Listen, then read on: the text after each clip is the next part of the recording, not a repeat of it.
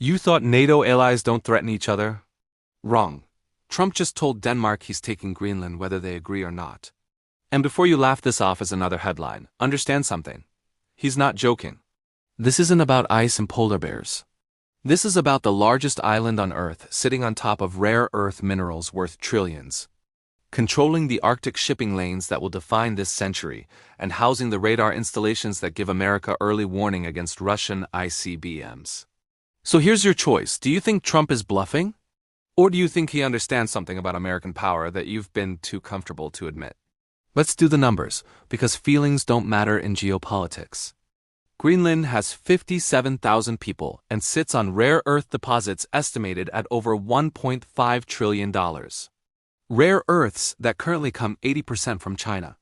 Rare earths that go into every F-35, every missile defense system, every piece of advanced electronics the U.S. military operates. Right now, Denmark controls Greenland. Denmark spends 1.3% of GDP on defense. The United States spends $900 billion a year protecting the same alliance Denmark hides behind. Denmark's entire GDP is $400 billion. The U.S. economy is $28 trillion. You see the imbalance? Greenland also controls the GIUK gap. Greenland, Iceland, the choke point that Russian submarines have to pass through to threaten the Atlantic. Thule Air Base in northern Greenland is the northernmost U.S. military installation on the planet. It tracks missiles. It monitors Russian bomber flights. It is non-negotiable for American security. And here's the part that should scare you. China is already there. Chinese mining companies have been circling Greenland's government for a decade, offering infrastructure deals Denmark can't match. Russia has been rebuilding Cold War Arctic bases at a pace NATO can't counter. So when Trump says, Russia or China will take it if we don't, he's not fear-mongering. He's reading the map. Here's what no one wants to say out loud. The United States does not need Denmark's permission. Not morally, not strategically, not practically. Denmark cannot defend Greenland. Denmark will not invest in Greenland. Denmark has repeatedly blocked U.S. and allied mining companies from developing Greenland's resources because of environmental concerns, while Chinese state-backed firms prepare bids for the same projects. This is not an alliance of equals. This is a protectorate arrangement where one side provides all the security and the other side pretends it has veto power. And Trump just called that bluff. The real question isn't whether the U.S. should take Greenland. The question is why it waited this long. The Monroe Doctrine didn't ask permission. The Louisiana Purchase didn't go through the UN. Power expands or it contracts. Right now, America is deciding which one it wants to be. Now let's talk about what happens next, because this doesn't stay contained. If Trump moves on Greenland, and I mean actually moves, whether through a forced purchase, a referendum backed by U.S. money, or a unilateral security takeover, NATO fractures. Not because Europe will fight. Europe won't fight. Europe will complain. But the fracture is deeper than that. Every small NATO member will suddenly realize the same thing. The alliance was never about collective defense. It was about American dominance with European aesthetics. And the moment America decides its interests override the alliance charter, there is no charter. Poland will ask why it's hosting U.S. troops if the U.S. just betrayed Denmark. The Baltics will wonder if they're next. Germany will write another strongly worded statement and do absolutely nothing. Because Germany hasn't had a backbone in foreign policy since 1945. And here's where it gets worse for Europe. They need America more than America needs them. European defense spending is a joke. Without the U.S. nuclear umbrella, France and the U.K. are the only credible deterrents, and their arsenals are a rounding error compared to Russia's. Without U.S. intelligence, surveillance, and reconnaissance, European militaries are flying blind. Without the U.S. Navy, European trade routes are vulnerable to Chinese coercion in the South China Sea, where 30% of European exports flow. So Europe will posture, and then Europe will fold. Because the alternative is going it alone in a world where China and Russia are already coordinating against them. The economic domino. But let's talk about the real leverage, because military power is just the visible part. The US dollar is the world's reserve currency. 60% of global foreign exchange reserves are held in dollars. The SWIFT payment system that processes international transactions? Dominated by American and European banks that ultimately answer to Washington. If Trump decides to move on Greenland and Europe tries to impose sanctions or freeze US assets in retaliation, he can collapse the euro overnight. Not because the US would invade. Because the US would stop underwriting European security, and markets would price in the risk of a continent that can't defend itself. European bond yields would spike. The European Central Bank would have to print more money to keep governments solvent. Inflation would return.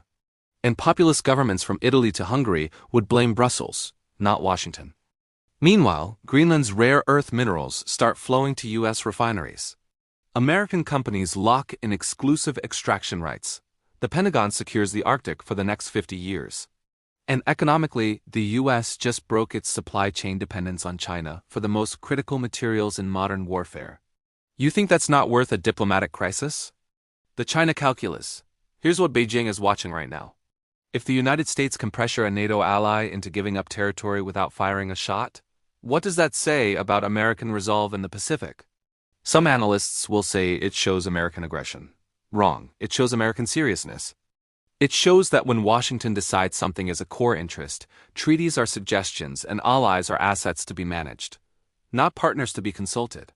And that terrifies China.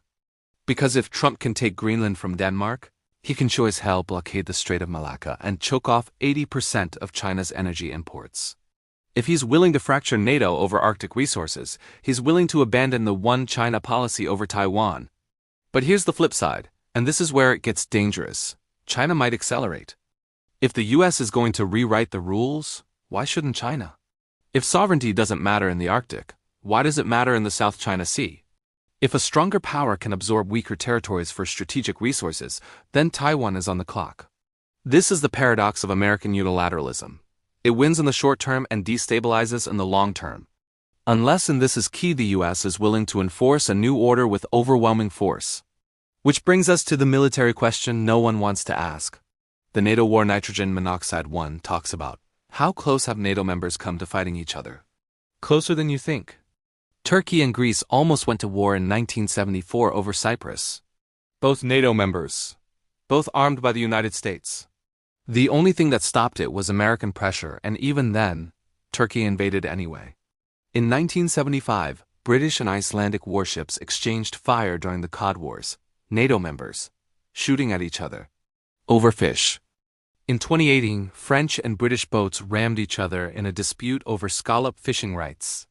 And now you want to tell me the US can't pressure Denmark over the largest strategic landmass in the Northern Hemisphere? The precedent is already there. NATO members have threatened, sanctioned, and fought each other repeatedly. The only difference is that none of those conflicts involved the United States as the aggressor. Until now. And here's the part that should keep you up at night. If the US moves on Greenland and Denmark appeals to NATO Article 5, the Collective Defense Clause, what happens? Does France defend Denmark against the United States? Does Germany? Do they deploy troops to Greenland to stop American forces? No, they don't. Because invoking Article 5 against the United States is invoking suicide. It would mean the end of NATO, the end of European security, and the beginning of a multipolar free-for-all where Europe is the weakest player on the board. So Denmark would be abandoned. Just like every other small ally that miscalculated the balance of power. So let me ask you directly. Do you think the United States should let China control the rare earths that go into American weapons?